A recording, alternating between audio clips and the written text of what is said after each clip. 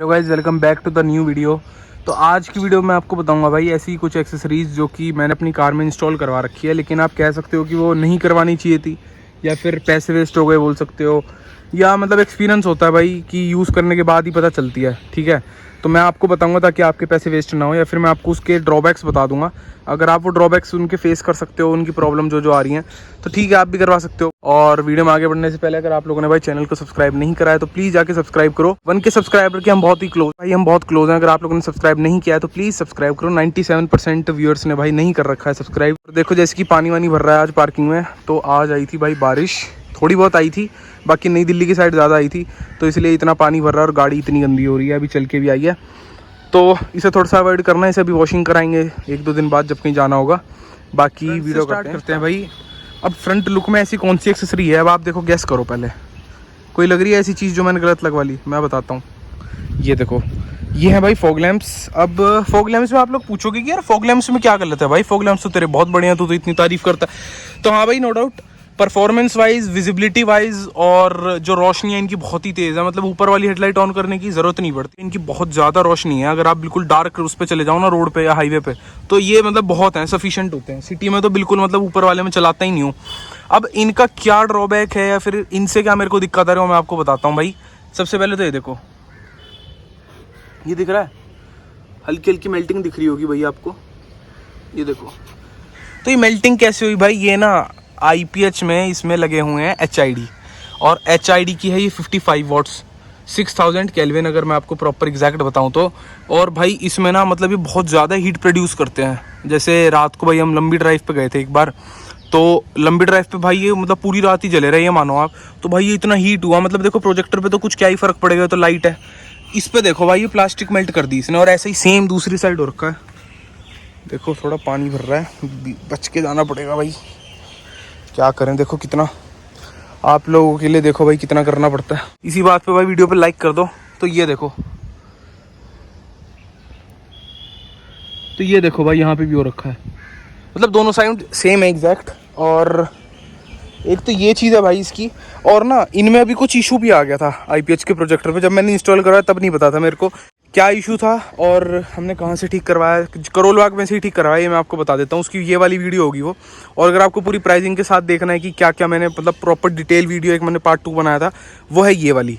तो ये दोनों आप जाके देख सकते हो 1 by 1। और ठीक है, एक तो ये चीज़ हो गई। इसका ख़राब हुआ था ब्लास्टर, मैं आपको बता देता हूँ, बाकी मैं ज़्यादा नहीं बोलूँगा, आप जाके वीडियो देखो, ठीक है। अब साइड लुक में आ जाते हैं भाई। साइड लुक, अब साइड लुक में आ जाते हैं भाई। ये देखो, साइड लुक में मैंने अलॉय लगवा रखे हैं, व्हील आर्च हो गई और बहुत सारी क्रोम की एक्सेसरीज। ये आपकी साइड प्लेट, और बताओ क्या है। ये देखो रूफ रेल। अब रूफ रेल में क्या दिक्कत है भाई? ये देखो, ये टॉप मॉडल वाली पेस्टिंग वर्क होता है भाई, ये देखो, ये रहा। और इसका ड्रॉबैक है ये, दिख रहा है? एक तो ये, और दूसरी साइड दिखाऊं तो मैं, ये देखो।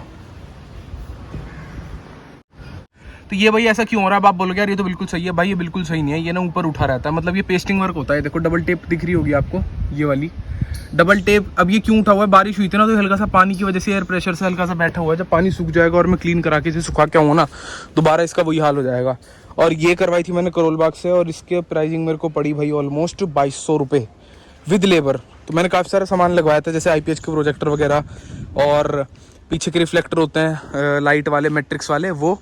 और ये, और एक दो चीज़ और थी, जैसे भाई अपने डोर गार्ड वगैरह। तो मतलब ऐसे काफ़ी सारा सामान था, तो बिल बना था लगभग 15,000 के आसपास का। तो ये सारा सामान लगा था भाई, जिसमें से ये एक भाई पैसे वेस्ट हो गए इसमें। तो ये मत ही लगवाओ यार। बेस मॉडल वाले सोचते हैं, जैसे मेरा था, कि लगवा लेते हैं तो लुक आएगी। देखो नो डाउट, लुक तो देखो कितनी मस्त आ रही है। मतलब SUV गाड़ी में भाई अगर रूफ रेल ना हो तो यार क्या ही मजा है। देखो जैसे मारुति तो इग्निस में भी दे रही है, और हम इसमें भी ना लगवाएं, बताओ।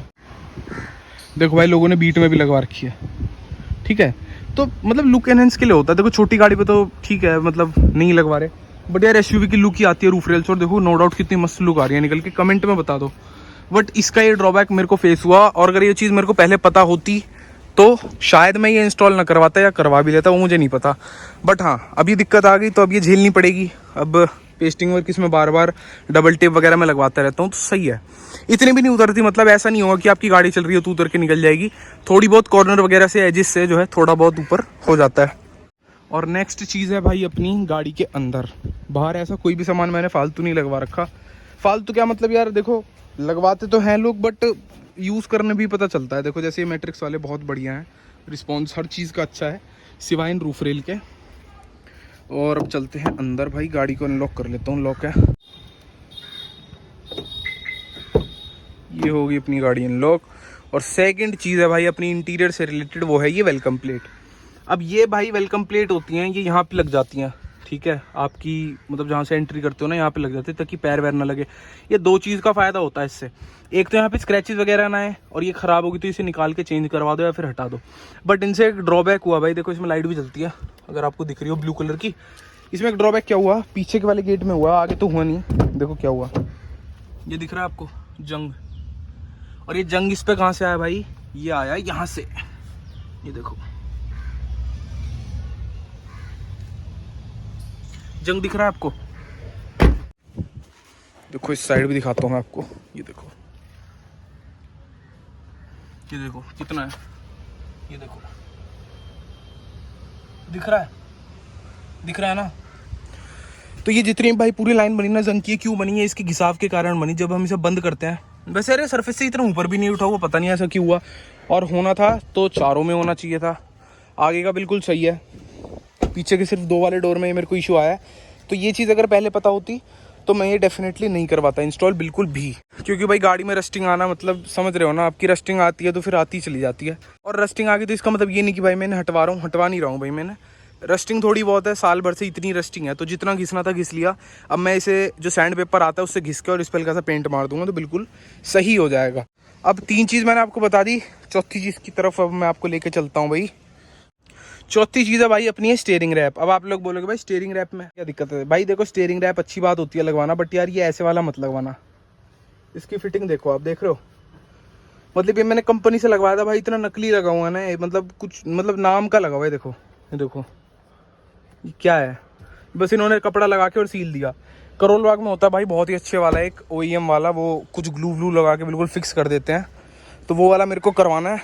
तो अगर आपके पास वो नहीं हो रहा तो भाई इसे वैसे ही रहने दो, स्टीयरिंग जो आता है स्टॉक। और जब आपका बजट हो या फिर जब आपका वहाँ पे जाना हो किसी शॉप पे एक्सेसरीज़ की, तो बढ़िया वाले ही करवाना। इसमें भी पैसे वेस्ट होंगे, नहीं तो बाद में उसमें भी होंगे, डबल डबल आपको पैसे देने पड़ेंगे। ये मैंने टेम्प्रेरी बेसिस पे करवाया था कि मेरा जाना नहीं हो रहा था ना, तो फिर वो स्टीयरिंग वगैरह घिसता और ग्रिप भी नहीं बन पाती। तो मैंने टेम्प्रेरी बेसिस पे करवा देते कि चलो ठीक है अभी जब तक फ़िलहाल उससे काम चला लेते हैं, फिर जब वो चेंज होगा तो वो करवा लेंगे। तो यही भाई 4 चीज़ें थी टोटल जो कि मैंने अपनी गाड़ी में इंस्टॉल करवा रखी हैं। और वेस्टेज ऑफ मनी कह सकते हो आप, सीधी सी बात है भाई। और इसका मैं सोल्यूशन बताऊँ, आप बोलो कि भाई IPH की जगह क्या लगवाएं, तो भाई IPH में ना आप LED इंस्टॉल करवाओ। LED का परफॉर्मेंस कम रहता है प्रोजेक्टर में, मतलब लगभग ये मान लो 50% कम रहेगा विजिबिलिटी आपको रोड पे, रोड प्रेजेंस जो होगी। लेकिन भाई वो ये वाला इशू नहीं करेगा क्रिएट। और दूसरी बात, LED में ब्लास्टर वगैरह नहीं लगता है। जो HID में ब्लास्टर लगता है वो हो जाता है भाई ख़राब साल बाद, नहीं तो 1.5 साल बाद, नहीं तो 2 साल बाद, कभी ना कभी वो ख़राब होगा। और भाई फिर वो आपको नया इंस्टॉल करवाना पड़ेगा। जैसे मेरा भी अभी एक ख़राब हो गया था। पूरी वीडियो जाके देखो, मैं ज़्यादा नहीं बताऊंगा इसमें क्या ख़राब हुआ था, कैसे ख़राब हुआ था। तो भाई वो हर 2 साल बाद नहीं तो 3 साल बाद की एक खर्चा बन जाता है, ठीक है। तो LED इंस्टॉल करवाओ, उसकी विजिबिलिटी तो कम है। अब देखो मैं नहीं करवाऊंगा क्योंकि ना मेरे को भाई चाहिए विजिबिलिटी बहुत ही तगड़ी चाहिए मेरे को, मतलब अल्ट्रा प्रो मैक्स लेवल की चाहिए, ठीक है। अगर आप लोग चाहते हो कि भाई वन टाइम इन्वेस्टमेंट में एक हैसल फ्री वाली लाइट लग जाए, बार बार खर्चा ना दे या बार बार ख़राब ना उसका ब्लास्टर वगैरह, तो आप LED लगवा लो इनमें, ठीक है। और भाई आजकल तो IPH प्रोजेक्टर ना प्री इंस्टॉल्ड भी आ गए, उसके अंदर ये LED ऑटोमेटिक वो कंपनी लगा के देती है, तो ज़्यादा हीट भी नहीं होते, तो आप उस वाले ऑप्शन की तरफ भी जा सकते हो। और बाकी कुछ चीज़ें मैं आपको और बता देता हूँ जो कि मैंने तो नहीं लगवाई, बट यार लोग लगवाते हैं, बहुत से लोग हैं जो लगवाते हैं। और आप लोग भी अगर लगवाने की सोच रहे हो तो मैं उनके ड्रॉबैक बता देता हूँ। एक तो है भाई ये एंटीना। अब ये तो आता है कंपनी से, लेकिन लोग ना शार्क फिन वाला लगवा लेते हैं। देखो जैसे वो दिख रहा है सामने वेन्यू पे, ये तो भाई कंपनी देती है, तो इनका तो चलो ठीक है। ये लोग लगवाते हैं लुक के लिए, ठीक है। ब्रीज़ा में यार लुक कुछ नहीं बनेगी, मतलब लोग मैंने देखा क्या करवाते हैं, ये निकलवा लेंगे, यहाँ पे टेप लगवा देंगे और पीछे लगवा लेंगे। तो ब्रीज़ा में भाई पीछे शार्क फिन एंटीना से कुछ भी लुक नहीं आती है, ठीक है ना। और वो एंटीना में भाई ना तो आप FM सुन पाओगे, वो सिर्फ लुक्स के लिए होता है और वो भी ख़राब होता रहता है बार बार। और वो भी भाई ज़्यादा नहीं चलता। आप लोग सोच रहे हो कि वो इस जैसी क्वालिटी देगा, तो नहीं, इसकी क्वालिटी जो साउंड की होगी एफएम से वो बहुत ही मतलब 200% उससे ज़्यादा बेटर होगी, उसकी क्वालिटी ना के बराबर होगी। अगर आप पेन ड्राइव से सुनते हो सिर्फ लुक के लिए चाहिए तो आप कर सकते हो, बट क्यों ही छेड़छाड़ करनी यार कंपनी की चीज़ों से। और एक चीज़ मैंने और देखी है भाई, लोग ना स्टीयरिंग माउंटेड कंट्रोल लगवा लेते हैं अपने बेस मॉडल में। देखो जैसे मेरे पास ब्रेजा है, तो जिस शॉप पे मैं गया था उसने मेरे को बोला था कि भैया ये लगवा लो। भाई मैं अगर लगवाऊंगा ना तो मैं लगवाऊंगा कंपनी से, ठीक है, कंपनी अपने लेबर चार्जेस तो लेगी, बट यार काम बिल्कुल OEM हो जाएगा। दूसरी बात, वारंटी अवॉइड नहीं होगी मेरी, मैंने एक्सटेंडेड वारंटी भी ले रखी है, और CNG भी नहीं लगवाई। अगर आपने जैसे CNG वगैरह लगवा ली, वारंटी अवॉइड होगी तो आप करवा सकते हो, लेकिन यार फिर ना अलाइनमेंट में दिक्कत आती है। जैसे स्टीयरिंग पूरा उतरता है, उतरने के बाद भाई पूरा हब वगैरह चेंज होता है, इसका काफ़ी चीज़ें होती हैं, तो उसमें इसके अलाइनमेंट में दिक्कत आ सकती है। तो भाई अगर आप ये करवा रहे हो तो कंपनी से करवाओ, और अगर आप कोई फीचर वगैरह चाहिए तो आप भाई टॉप मॉडल लो, बेस मॉडल में इतना काम मत करवाओ। तो ठीक है गाइज, ये था आज कुछ की वीडियो में। होप सो आपको वीडियो अच्छी लगी होगी। अगर अच्छी लगी तो भाई इस वीडियो को करना लाइक, चैनल को सब्सक्राइब करे बिना मत जाना। आप लोग वीडियो देख के चले जाते हो, दोबारा बता रहा हूँ। कमेंट करके ज़रूर बताना अगर कुछ भाई एक्सेसरी मिस हो गई हो। देखो मैंने फालतू फंड की नहीं जोड़ी, बहुत सारी एक्सेसरीज ऐसी होती हैं जो बिल्कुल बेकार होती हैं, तो वो मैंने जोड़ी नहीं है। मैं सिर्फ वो वाली बता रहा हूँ जो कि मोस्ट कॉमन एक्सेसरीज है, करोल बाग में जो लगाते हैं, या फिर बहुत से मतलब मैक्सिमम कार ओनर यही सारी एक्सेसरीज लगवाते हैं, तो मैंने उनके ड्रॉबैक वगैरह बता दिए हैं। अगर आपको वीडियो अच्छी लगी तो कर देना लाइक। तब मिलते हैं कोई ऐसी नई वीडियो में, बाय।